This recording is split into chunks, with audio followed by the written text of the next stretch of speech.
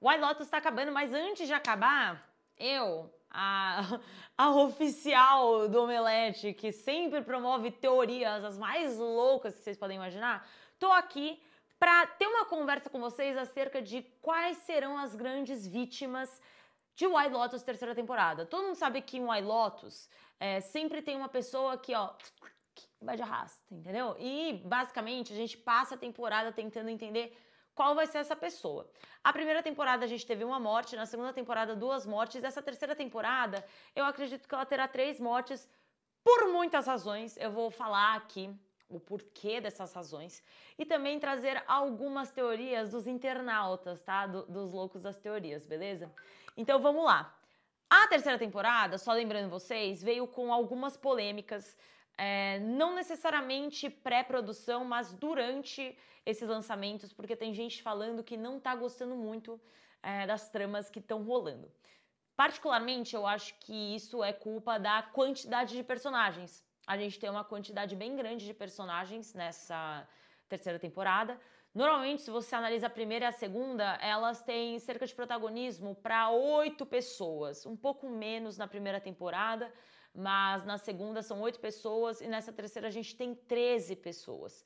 Dessas 13 pessoas, honestamente falando com vocês, eu acho que as mais interessantes aí são 8.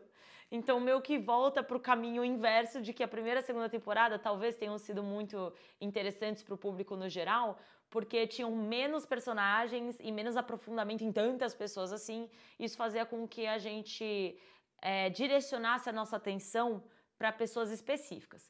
Dito isso, eu estou gostando bastante da terceira temporada e eu gosto desses personagens, acho que eles são extremamente carismáticos e esses 8, que são os principais pra mim, eles meio que roubam a cena e meio que todas as minhas teorias basicamente são com base nesse pessoal, principalmente a família Ratcliffe e também algumas coisinhas específicas com relação ao personagem do Walton Goggins, que é o Rick.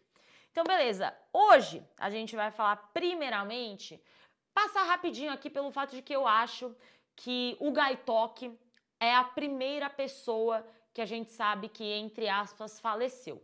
O começo dessa temporada, a gente já teve um vídeo aqui falando sobre isso, ele mostra um corpo boiando no lago, lá dentro do Four Seasons, né, do White Lotus.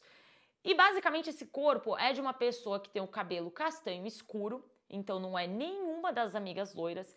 E tá também uma pessoa que tá também com uma roupa bege meio creme. Pra mim, tá dado que é uma das pessoas que trabalha no hotel e faz sentido que seja o Guy Tok, o cara que tá sob essa pressão de se movimentar, de ser um bom segurança, um grandíssimo segurança, uma grandíssima figura aí no hotel. E ele tá tentando acompanhar essa pressão e essa responsabilidade, tá tendo uma certa dificuldade. Por isso eu acho que se ele acabasse indo de arrasta pra cima no final da temporada, não seria uma grande surpresa pra mim. A gente tem 2 episódios, provavelmente no último a gente vai notar. Mas a minha grande questão aqui é com o fato de que eu não acho que o Guy Tok é a única pessoa a ir de arrasta. Como eu disse no começo do vídeo, eu acho que são 3 pessoas. Isso cai também numa questão budista mesmo, que são os 3 macacos. Eu não sei se vocês conhecem os 3 macacos, a figura dos 3 macacos. Um que está com a boca fechada, um que está com os olhos fechados e um que está com os ouvidos tampados. Bom, o número 3 ele vem sendo colocado como protagonista, né? Tem 3 irmãos, tem as 3 amigas. A Chelsea comentando no episódio 6 que a má sorte vem em 3. Essa é a temporada 3. Então eu acho que 3 pessoas vão morrer e aí a gente tem a imagem dos 3 macacos. Segundo a religião budista, para quem não sabe, os gestos dos 3 macacos representam a divindade de 6 braços, que é a Varkilaya, e o principal ensinamento é não ouvir o mal, não ver o mal e não falar o mal. E qual é que é a grande questão aqui? Nós temos o Mizaru, que é quem cobre os olhos, o macaco que cobre os olhos, o Kikazaru, que tapa os ouvidos, e o Iwazaru, que tapa a boca. Para mim, esses 3 macaquinhos, eles representam pessoas mesmo, personagens de White Lotus. Então a gente teria aí uma pessoa que vai morrer por ter falado demais, uma pessoa que vai morrer por ter ouvido demais e uma pessoa que vai morrer por ter visto demais. É isso aí. Basicamente, eu quero a ajuda de vocês para desenvolver essa teoria, só que eu vou contar para vocês as minhas apostas, tá? Para mim, quem viu demais foi a personagem da Leslie Bibb que é a Kate. Eu acredito que ela tenha um vínculo aí que foi estabelecido com a Victoria Ratliff, mas a gente sabe que a partir do momento que ela fala com a Victoria, surge um clima super bizarro entre elas. Parece que ela viu alguma coisa errada, entendeu? Então ela viu demais. Eu já vou me aprofundar nessa questão da Victoria, mas já adianto aí que pra mim, quem viu foi Kate, a personagem da Leslie Bibb. Quem que ouviu demais? Pra mim, quem ouviu demais foi o Gaitok. Como eu disse, eu já tenho essa suspeita que o Gaitok é a pessoa que está boiando no lago. E eu acredito que ele é colocado como esse personagem mais passivo, ele não fala muito, ele é mais na dele.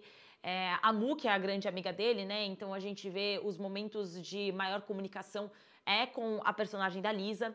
Então eu acredito que ele escute mais do que fale. E por ele estar sempre nas cabines de segurança, sempre a postos, ele acaba escutando um pouquinho de tudo. A gente tem vários frames, inclusive, do Gaitok escutando conversas. Então acho que o Gaitok pode vir a ir de arrasta por ter escutado demais. Por fim, mas não menos importante, quem temos aí que falou demais é, na minha mais sincera opinião, a Belinda. A Belinda, galera, é uma personagem que a gente já conhecia da primeira temporada. E ela está suspeitando do Greg. A gente já sabe disso porque ela acaba conversando, né, com o Gary, ela se lembra dele da primeira temporada, que ele estava junto com a Tânia. Então, a partir do momento que ela divide essa preocupação com o gerente do White Lotus, eu acho que talvez ela tenha falado demais. Então, beleza, temos essas 3 pessoas, coloquem aí as teorias de vocês, mas eu acredito que serão essas 3 pessoas. E agora eu vou desenvolver um pouquinho mais, principalmente no que tange a cada um desses personagens, menos o Gaitok, que eu já falei, tá? Não aguento mais o Gaitok, também acho ele meio chato, então não vou me aprofundar. Quem viu demais a Kate, Leslie Bibb, o que eu acho que tem a ver com a Victoria? A Victoria Ratliff, essa pra mim é a personagem mais consciente da temporada, tá? Todo mundo acha que ela tá aí de pata, aérea, não entende nada do que tá acontecendo. Pra mim, ela já sabe o que está acontecendo, já sabe da situação do seu marido. Os remédios de ansiedade não são à toa. Então, basicamente, ela tem aí os podres na cabeça. Ela já sabe que eles não vão poder voltar pra casa. Já sabe que tem aí uma treta rolando nos bastidores. Tanto o texto dela dá a entender isso, como algumas coisas visuais, por exemplo, o sonho que ela teve do tsunami destruindo a casa dela. Isso é literalmente uma metáfora, basicamente, da casa dela, que ela nunca vai poder retornar. Temos aí mais algumas inserções, como ela citando o Caribe, que eles costumam passar as férias no Caribe. O Caribe, para quem não sabe, é um tipo de paraíso fiscal, então para quem lida aí com lavagem de dinheiro, contas e derivados, é, assim, o local. Então, muito esquisito a gente ter algumas dessas inserções gratuitas. Na minha opinião, a Victoria já sabe o que vai rolar e já sabe que ela precisaria dar um sumiço na sociedade. E a partir do momento que a personagem da Leslie Bibb a vê, vocês conseguem entender que acaba com o plano dela? Porque tem toda essa frase que movimenta essa temporada, que é: quem tá na Tailândia tá fugindo de algo. Se ela tá fugindo das pessoas, a pior coisa que pode acontecer é algum conhecido encontrá-la lá. Entendeu? Então eu acredito que por conta disso a Leslie Bibb, a Kate, ela tenha visto demais. Beleza? Com relação a Belinda, ela tem um grande contraponto aqui, as pessoas têm um grande contraponto com essa minha teoria de que a Belinda vai de arrasta, justamente porque tem uma teoria maluca, pessoal, e eu até dei risada quando eu vi, que é basicamente essa. A Tânia, nossa querida Tânia, Jennifer Coolidge, vai ajudar Belinda. Tânia e Belinda estão juntas nessa. Pô, gente, mas a Tânia não faleceu? Então, mas a Tânia, ela ressurgiu como um lagarto. Gente, eu juro que eu rachei. O que eu rachei com essa teoria, que a Tânia era o lagarto, mas eu vou contar aqui pra vocês, vou dividir, vocês veem se faz sentido ou não. Esse lagarto tá sendo colocado aí na temporada desde o começo, ele dá uns bons sustos na Belinda, e tanto o Pornshine vira pra Belinda e fala: fica tranquila, que esse lagarto, no final das contas, vai se tornar seu amigo. Em mais de um momento, ele se faz presente em cenas com a Belinda, então é como se ela tivesse esse amigo espiritual, que é o lagarto. Curiosamente, o nome do primeiro episódio dessa temporada é Mesmos Espíritos, Novas Formas. Então é como se fosse um mesmo espírito, mas uma nova forma, uma reencarnação. Muito provavelmente as pessoas estão teorizando aí que o lagarto é a Tânia e a Tânia está tentando proteger a Belinda. Inclusive tem uma cena muito interessante da Tânia e da Belinda na primeira temporada, na qual a Belinda tá fazendo uma massagem na Tânia, ela adormece e chega a comentar com a Belinda que teve um sonho que ela estava no alto da montanha, na Ásia, numa casa no alto da montanha, e tinha uma pílula de cianeto. Basicamente, o que as pessoas estão achando é que esse momento aí que a Tânia dá uma cochilada e sonha é, na verdade, uma premonição aí do que aconteceria agora nessa temporada na Ásia. A pílula de cianeto, ela pode se adequar aí a algum tipo de envenenamento por parte do Greg Gary, né, nesse próximo episódio, que vai ter o jantar na casa dele. Então, a Tânia acaba ressurgindo aí como um grande amigo espiritual para Belinda na forma de um lagarto, o que eu acho muito engraçado. Veremos, né? Estamos próximos de ver aí essa conclusão. E também temos aí em aberto a questão do Walton Goggins, o personagem do Walton Goggins, que é o Rick. Ele tá todo nesse arco de vingança pessoal, uma coisa um pouquinho clichê, se me permitem dizer. E eu particularmente acho que não vai ser tão simples quanto uma vingança pessoal, porque aí eu acho que o personagem não tá indo muito pra frente, apesar de amá-lo como ator. Então o Walton Goggins, ele tá muito frenético nessa questão de tentar vingar o seu pai. Para quem não se lembra, ele tem essa conversa dizendo que ele está indo atrás desse possível assassino, o qual achamos que seja o Jim. O Jim, marido da Ciritala, basicamente os donos do hotel do White Lotus, tá? Essa cena que a gente tá vendo aí do Walton Goggins é muito boa, que ele tá conversando com o Sam Rockwell. E o Sam Rockwell, inclusive, ele comenta sobre essa questão da transição de gênero, dele não se identificar como um homem, num discurso excelente, esse diálogo é excelente. E surgiram teorias, algumas questões aí misteriosas, justamente para não jogar o arco do Walton Goggins somente numa parada de vingança, a necessidade de que teria uma reviravolta de enredo envolvendo todo esse plot. A primeira teoria que eu li foi, por conta desse bate-papo com o Sam Rockwell, a Ciritala, na verdade, é uma mulher trans e ela é nada mais, nada menos do que o Jim, o seu marido. Então ele tá achando que tá procurando o CEO, o dono do hotel, e na verdade esse grande CEO é a Ciritala. Gente, eu acho que essa teoria é meio viajada demais. Eu acho que a conversa com o Sam Rockwell foi colocada genuinamente como qualquer outro bate-papo de White Lotus, que rolam esses monólogos para deixar-nos chocados.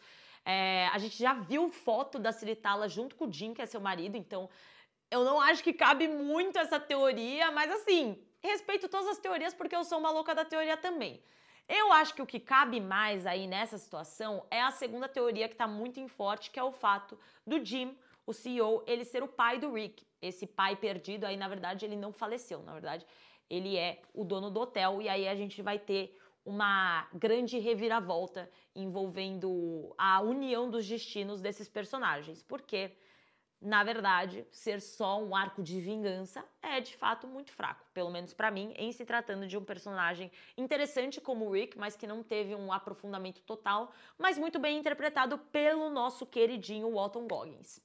Agora, para finalizar esse vídeo, a gente vai entender aqui o que vai desencadear o tiroteio, né, de acordo com as vozes da minha cabeça. Primeiro episódio, comecinho, além da gente ver o corpo boiando, a gente escuta barulhos de tiros, o que nos levam a crer que tá rolando um tiroteio lá no hotel. Basicamente, a maioria das pessoas acha que vai rolar algo com macacos. Os macacos, os animais vão ser os grandes responsáveis por desencadear um pandemônio. E eu acho que essa teoria é plausível, mas não é a que eu tenho. A que eu tenho é que a gente tem aí a família Ratcliffe, que pra mim é o auge da temporada. A família Ratcliffe é o grande foco, é a grande história que eu curto acompanhar. Eu curto acompanhar cada um desses personagens, cada uma dessas atuações, principalmente o Patrick Schwarzenegger, que pra mim tá se tornando uma grande revelação aí. Obviamente o Jason Isaacs também, nosso querido Lucius Malfoy. E eu acho que eles vão ter uma importância um pouco maior com relação a esse desencadeamento do tiroteio. A gente sabe que o personagem do Timothy já tá muito sobrecarregado, ele pegou os remédios da mulher, tá numa situação de crise de ansiedade, e na minha mais sincera opinião, a Belinda ela vai chamar a CIA ou vai chamar algum tipo de segurança para investigar o Greg E diante dessa situação caótica de guardas e derivados, o personagem do Jason Isaacs, com a arma, vai ter um surto, vai achar que é por conta dele, vai vestir a carapuça, já tá no mood de ansiedade, e assim o caos vai rolar solto. Essas são as minhas grandes teorias. Pra mim, essa temporada de White Lotus, ela tá bem interessante, ela se desenvolve um pouquinho mais lentamente do que as outras, mas ainda assim gosto muito de acompanhar esses personagens, acho que a gente tem bastante margem pra teorizar diante de cada um desses núcleos e tô muito curiosa pra ver o que vem aí. Esse domingo a gente tem o penúltimo episódio, no domingo que vem o último, a gente vai descobrir rapidinho se algumas das minhas teorias estão certas, mas a gente quer saber as teorias de vocês também. Então deixem aí nos comentários as opiniões de vocês da temporada e, obviamente, as suas teorias.